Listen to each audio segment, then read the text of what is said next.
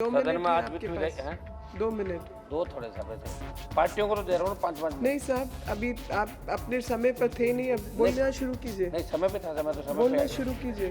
5-5 करोड़ रुपए एमएलए को देने लगे तो आप सोचोगे एमपी को अगर एक पैसा नहीं दोगे तो एमपी को तो कोई मुख्य अतिथि नहीं बनाएगा कोई कार्यक्रम करना तो करना ही पड़ेगा आपको। धारा 317 आप हटा सकते हो तो किसानों का कर्जा क्यों नहीं माफ कर सकते, जिन्होंने आपको सत्ता के शिखर पे 2 बार बिठाया। हनुमान बेनीवाल जी, सभापति महोदया, सबसे पहले तो मैं आपको धन्यवाद दूंगा कि 2 सदन मिनट में है आज आपके वित्त पास। विधेयक हैं?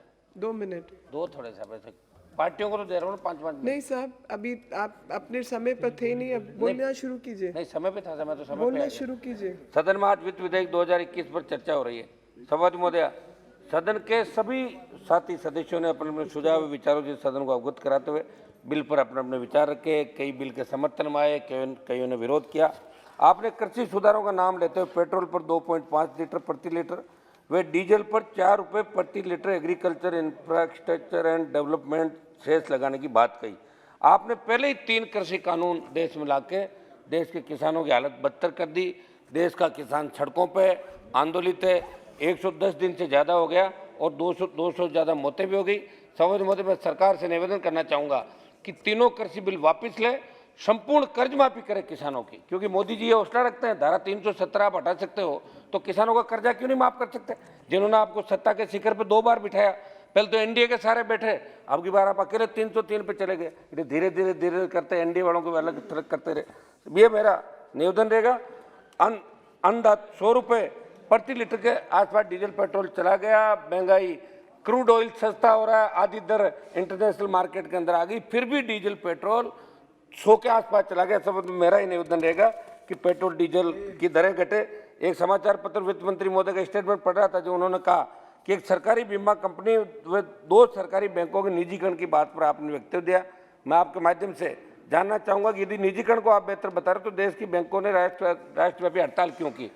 दूसरा कि आप बैंकों का निजीकरण कर रहे हो, एक तरफ शून्य बैलेंस पर जनधन खाते खोले गए, 500 रुपये 1000 रुपये न्यूनतम बैलेंस आदि पर ग्रामीण क्षेत्रों में खाते खोले जाते हैं। क्या निजीकरण के बाद ये राशि प्राइवेट सेक्टर की बैंकों की तर्ज पर न्यूनतम बैलेंस यदि 5000 10,000 कर दिया गया तो ग्रामीण जनता के लिए ये अत्यंत पीड़ादायक होगा। इस पर मंत्री जी जरूर जानकारी दें। आपने नए टैक्स स्लैब 80 आदि में जो छूट मिलती थी उसको खत्म कर दिया। इससे लोगों की बचत की आदत पर प्रभाव पड़ेगा, क्योंकि पुरानी स्लैब के अनुसार जो फायदा मिलता है उस बहाने से ही सही लोग कहीं न कहीं बचत करते थे। आपने डिजिटल लेन देन को बढ़ावा देने की बात कही। मंत्री महोदय, G2C व C2C सेवाओं में गैर नगद भुगतानों को MDR शुल्क मुक्त करने को लेकर आप क्या करोगे ताकि गैर नगद लेने देने की अर्थव्यवस्था को प्रोत्साहन मिले, जवाब में जरूर बताएं। 19/9/2017 के GST नोटिफिकेशन अनुसार खादी फैब्रिक GST से मुक्त है, परंतु खादी से बने वस्त्र व अन्य वस्तुओं पर टेक्सटाइल फैब्रिक से बने रेडीमेड कपड़ों की तर्ज पर 1000 रुपये मूल्य तक के 5% उससे ज़्यादा होने पर 12% GST की मांग की जाती है। अगर आप खादी से बने वस्त्रों को GST की 0 सूची में शामिल कर दें तो खादी उद्योग को बढ़ावा मिलेगा। मंत्री जी, आपके माध्यम से बताना चाहता हूँ, बजट विश्लेषण पर नजर जाए तो कोरोना से प्रभावित अर्थव्यवस्थाओं में जिन उपायों का जिक्र बजट में हुआ उससे मध्यम वर्ग व वेतन भोगियों को कोई लाभ नहीं मिल रहा है। इस पर सरकार जरूर विचार करें। सबसे आपके माध्यम से ये मांग करूंगा कि ट्रैक्टर, हार्वेस्टर, ड्रिप और स्प्रिंकलर सिंचाई प्रणाली से जुड़े सामान पर वे फ्लोर मिल मशीनरी सहित वो तमाम कृषि उपकरण जिनमें 12% और 5% GST ली जाती है उनमें GST हटाने में कम करने को लेकर सरकार विचार जरूर करें। CSR फंड का उपयोग संबंधित क्षेत्र के विकास में हो, यह आप कंपनियों को और उद्योगों को आप निर्देशित करें। आज बस 1 मिनट में, आज भारत सरकार किसान उत्पादक संगठन बनाने में इसको लाभ को लेकर कई दावे कर रही है। मैं आपके माध्यम से वित्त मंत्री जी जानना चाहूँगा कि FPO को आप रजिस्ट्रार ऑफ कंपनीज एक्ट 2013 के तहत पंजीकृत क्यों कर रहे हो, फिर एक सामान्य वाणिज्यिक कंपनी और FPO में क्या अंतर रह जाएगा।